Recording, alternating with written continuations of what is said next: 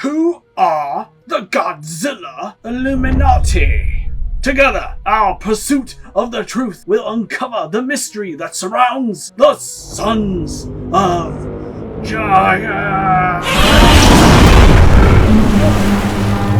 Okay, now, this won't be like previous breakdowns. Here, I will be highlighting key events in this comic series' lore, and it will be told in chronological order. Before I begin, please support the official release. Godzilla Here There Be Dragons and its sequels are peak kaiju fiction. I hope to uncover them in greater detail sometime in the future. Until then, we begin thousands of years in the past. The great empire of Rome was at the height of its power. Rome may have not been built in a day, but it will most certainly be destroyed in considerably less time. Godzilla will see to that. At first, it seems like the monster is doing what monsters do best: crush, smash, and incinerate. But there was an ulterior motive behind his presence. Things quickly escalate, however, when Hedorah suddenly makes landfall.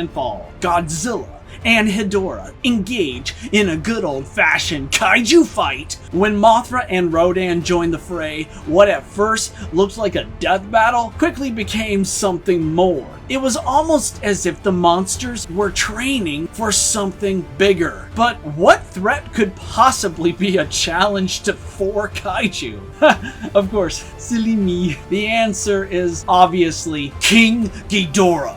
Mothra makes the first strike, and in quick succession, Mothra webbed up the 3-headed destroyer. Ghidorah quickly rebuffed her with a quick demonstration of his superior strength. Hedorah launches his corrosive tentacles, but Ghidorah electrocutes the smog monster with his gravity beam. Rodan tries using his hurricane winds, but it's nothing compared to the gale of Ghidorah's fury. Finally, Godzilla charges his archenemy with all his atomic might. Almost immediately, Ghidorah thrashes Godzilla around like a chew toy. King Ghidorah looms over the fallen Godzilla, his gravity beams powering up. Then, something remarkable happens. Godzilla, Mothra, Rodan, and Hedorah. And I gotta say, seriously, I'm not used to seeing the smog monster being depicted as a guardian, you know, a good guy, but now I love it. I never really knew I needed this sort of way until now. As one, Earth's mightiest kaiju rally. With their combined strength, Godzilla, Hedorah, Mothra, and Rodan pull Ghidorah in different directions at once, accomplishing together what individually they could not. King Ghidorah, the great invader from beyond, was destroyed.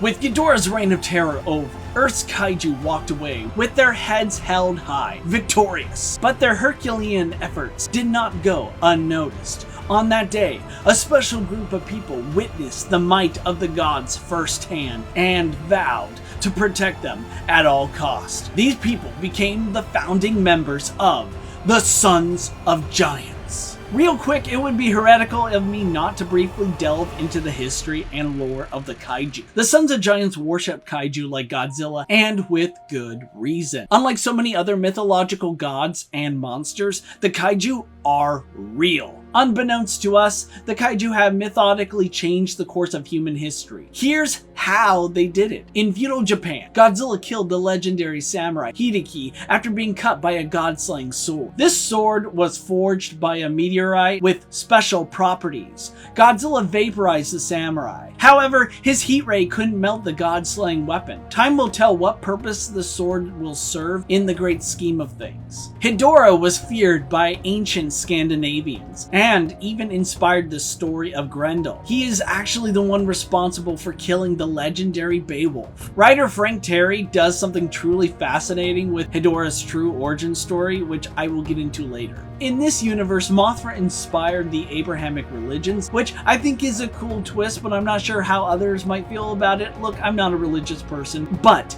if I had to choose a religion, it'd be the Church of Mothra. All we know about Rodan is that the Mayans worshipped him, and mainly due to the fact that the giant pteranodon protected them from the conquistadors. King Ghidorah is an existential threat from beyond the stars. His reign of terror inspired the Hydra of Greek and Roman mythology. We don't know if Ghidorah happened upon the Earth by chance, or if the space Hydra was sent here by a higher power. Regardless of his motives, the fact it took the combined might of Godzilla, Hedorah, Mothra, and Rodan to defeat King Ghidorah in battle is spine-chilling. The centuries come and go, with the Sons of Giants' web of influence spreading from the old world to the new world. In the year 1556, the next piece in the puzzle shrouding the Godzilla Illuminati brings us to the British territory of the Caribbean. We do learn of the adventures of the pirate Hull and Sir Francis Drake, how they stumbled upon Monster Island and witnessed a fearsome battle unlike any other. Godzilla versus Ebirah and Oodaku. Because this is one of the most intense kaiju comic book fights, I'm gonna get into the nitty-gritty. First, Kaiju roll call. We all know about Godzilla, but Ebirah, the horror of the deep,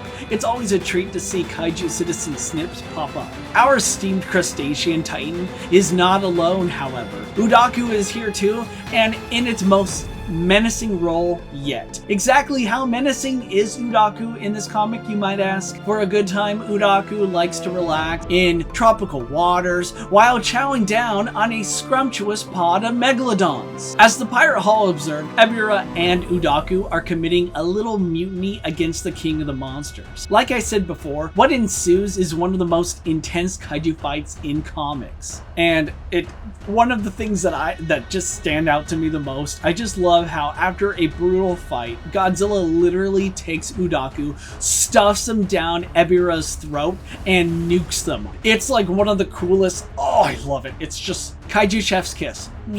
Now, it's not my intention to spoil the key events of Godzilla Here There Be Dragons. It's an amazing miniseries with so many twists and turns. I'll briefly summarize its greatest hits, but y'all should definitely check this comic out if you haven't already. Included in this video's description box will be a link for you to order your copy today. Okay, so Hull the Pirate is one of the first characters to learn about the Sons of Giants, the pivotal role kaiju have played throughout human history, and these nifty Godzilla coins the Godzilla Illuminati use to identify each other. Now, like I said before, I have every intention of breaking down Godzilla Here There Be Dragons. Until then, I'll have to just settle with one of its iconic catchphrases, "Hail Godzilla!"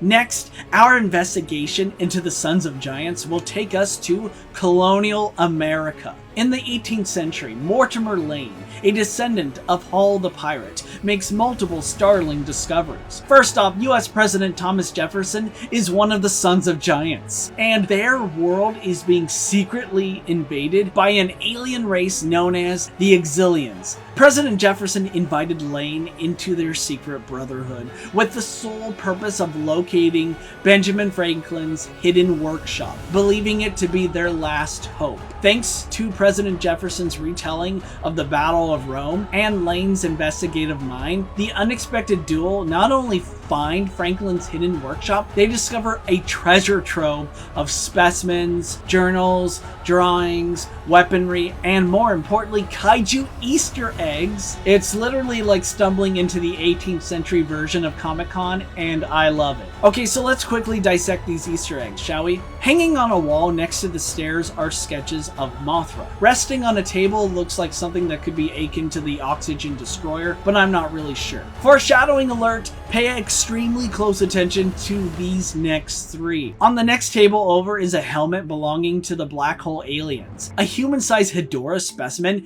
is seen chilling in a vat. More on these guys later. Like I said earlier, what they do with Hedorah in this story is just amazing. The best Easter egg is a diagram of King Ghidorah. When we flip the image upside down and reverse the writing, it reads, "Can Ghidorah be resurrected?" It's unknown what happened to King Ghidorah's body. In all likelihood, the Sons of Giants have kept Ghidorah's carcass somewhere in a secure location for centuries. Or, I suspect the Exilians are secretly looking for it, and it's possible they may have found it. I'm definitely betting 1954 Godzilla coins on us seeing Mecha King Ghidorah in future issues.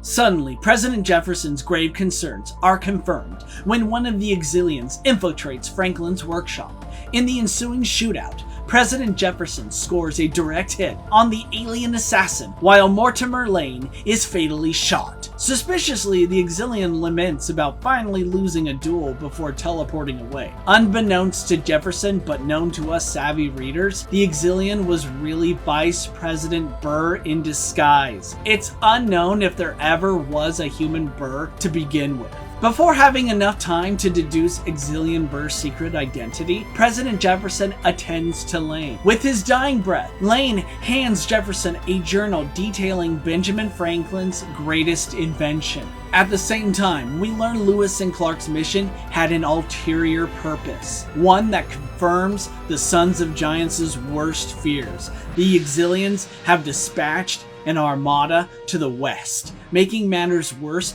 the Exilians have Gigan, Space Godzilla, and Mecha Godzilla in their arsenal. With these three living weapons of extinction, it's not a question of if the Exilians can take over the Earth, it's when. Within the pages of Franklin's journal, Jet Jaguar is alluded to as the miracle the human race needs. And sure enough, we do end up seeing his metallic handsome grin in Godzilla, Here There Be Aliens. Speaking of which, we jump forward hundreds of years into the future. It is now the year 1954. In Godzilla, Here There Be Aliens, we learn the fate of the Godzilla Illuminati. The Exilians spent the 19th century eliminating members of the Sons of Giants. Due to their shape-shifting abilities, they were able to take on the form of the most infamous killers in human history. It's unknown if they wiped out all of the Sons of Giants or if there are any surviving members secretly hiding somewhere.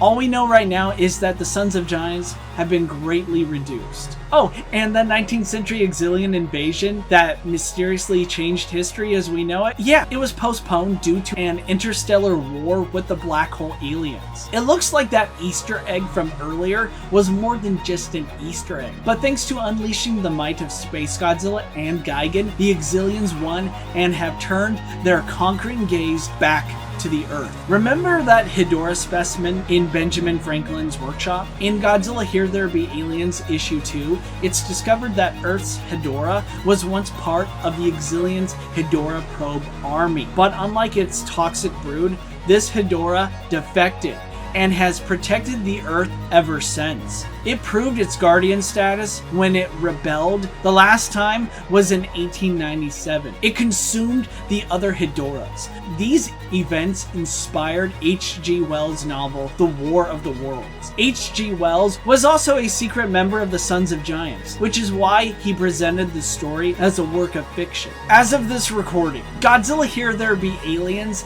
is an ongoing series. Check back again when we give the final chapter in the Godzilla Here There Be series a more proper breakdown. Hey, thank you so much for making it to the end of the video. This one was fun and experimental, as you can see. Thank you for stopping by, Gojirans. Take good care of yourselves by, preparing for the inevitable Exilian invasion. Until we meet again.